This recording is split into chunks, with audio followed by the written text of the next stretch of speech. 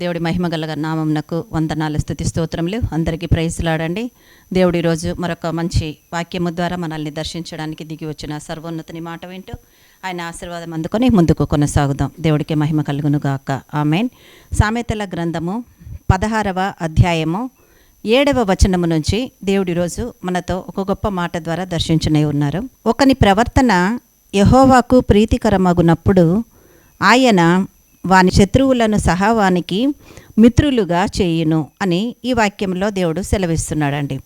ముందుగా ఒకని ప్రవర్తన యెహోవాకు ప్రీతికరమగునప్పుడు అని సెకండ్ కంటిన్యూయేషన్లో ఆయన వాని శత్రువులను సహా వానికి మిత్రులుగా చేయును అని దేవుడు సెలవిస్తున్నాడు. అంటే ఈరోజు ఆత్మీయ బిడ్డలమైన మనము దేవుని వాక్యమును అందుకుంటూ ముందుకు కొనసాగుతున్నప్పుడు అనేక మందికి నచ్చకపోవచ్చు. మనము అన్ని విషయాలలో కూడా అందరూ మనల్ని ప్రేమించాలి, దగ్గరకు తీసుకోవాలి, మనతో సరిగ్గా ఉండాలి అని అన్నది ఉండదండి. ఎందుకంటే లోకం ఎప్పుడు దేవుని బిడ్డలైనా దేవుణ్ణి ద్వేషించినప్పుడు సో మనం ఏ పాటి వారం. కానీ దేవుడు అంటున్నాడు, ఇవాళ మీకు ఎవరైనా మీరంటే నచ్చని వాళ్ళు ఉన్నారా, లేక మీరంటే పడని వాళ్ళు ఉన్నారా, మిమ్మల్ని శత్రువులుగా అనుకుంటున్న వారు ఎవరైనా ఉన్నారా?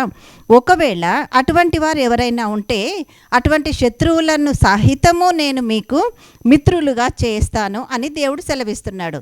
మరి ఏ విషయంలో చేస్తాడంట? శత్రువులను సహవానిగా మిత్రులుగా చేయను అని అంటే, శత్రువు అంటే మనమంటే నచ్చదు, మనల్ని ప్రేమించరు, మనకు దగ్గరగా ఎవ్వరు సన్నిహితంగా ఉండరు. ఎందుకు అని అంటే కేవలం ఒకే ఒక కారణం, మనం యేసుక్రీస్తు దగ్గర ఉన్నామని, ఆయన వాక్య ప్రకారం నడుచుకుంటున్నామని, ఆయన వాక్యములో ఉంటున్నామని. సో లోకానుసారంగా వాళ్ళకి కావాల్సింది ఏది మన దగ్గర ఉండదు అని ఒకవేళ లోకములో వాళ్ళు మనల్ని శత్రువులుగా భావిస్తూ మనల్ని నిలబెట్టేస్తున్నారేమో. కానీ దేవుడు ఏమంటున్నాడు? అటువంటి వారితో సహా నేను మీకు మిత్రులుగా చేస్తానని దేవుడు సెలవిస్తున్నాడు.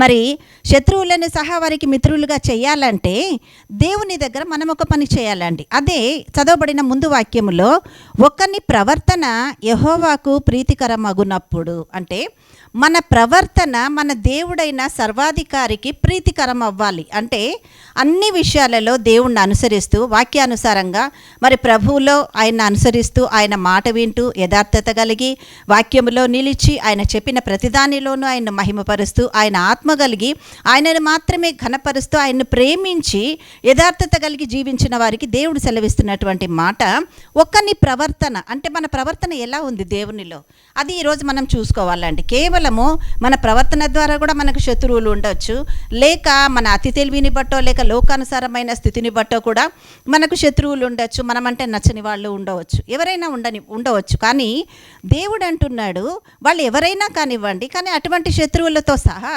నేను మీకు మిత్రులుగా చేస్తాను. కానీ దానికి మీరు చేయాల్సింది ఏముంది అని అంటే ఒకని ప్రవర్తన యెహోవాకు ప్రీతికరం అవ్వాలంట. అంటే దేవుడు మన గుణగణాలను బట్టి నచ్చాలి దేవునికి. అంటే దేవుడు చెప్పిన ప్రతి మార్గములోనూ బైబిల్ చదువుకుంటూ వాక్యం వింటూ వాక్యములో ఎదుగుతూ విశ్వాసములో ఎదుగుతూ ప్రార్థనలో బలపడుతూ వాక్యాన్ని ధ్యానించుకుంటూ మరి ప్రతి రోజు ప్రార్థనలో ముందుకు కొనసాగుతూ చర్చ్కు వెళ్తూ అనేకులకు పరలోక తండ్రిని గూర్చిన దర్శనాన్ని బయలుపరుస్తూ ఆయన ముందు మనం కొనసాగాలి అన్నానంటే ముందుగా అదే ఆయనకి ఇష్టమైనటువంటి ప్రవర్తన అయి ఉందండి.